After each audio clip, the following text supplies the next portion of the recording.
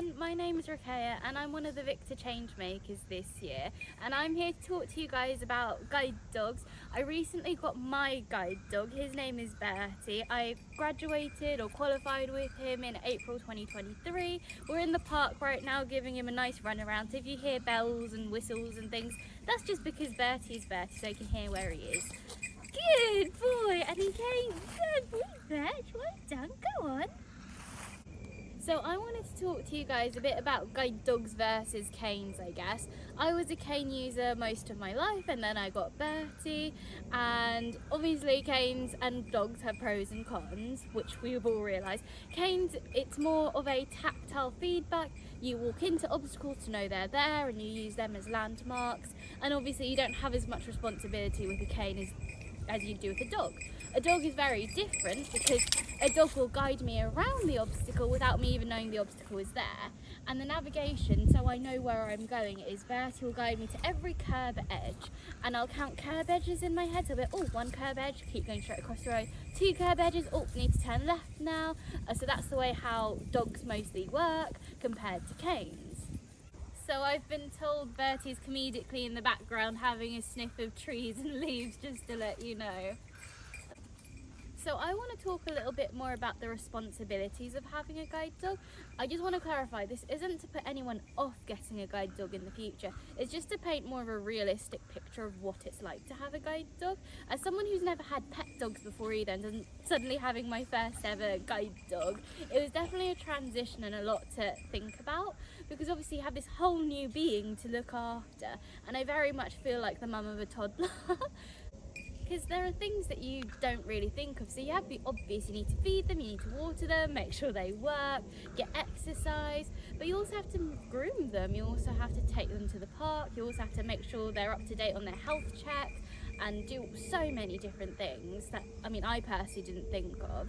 And the good thing with guide dogs, when you get one or when you're in the application process of one, you do get taught all of these skills. So you have a 5-week training period after your match with your first guide dog, or with your guide dog, that will hopefully work out, where they teach you how to look after a dog and how to bond with that particular dog, so you're not left on your own at any point, which is really, really good.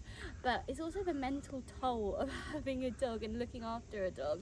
I'm at university, and I live on my own at accommodation, so I've got myself to look after, I've got Bertie, my dog, to look after, I've got studying to do, I've got socialising to do, and I found that really challenging at the beginning. There was just a lot to balance and not enough time.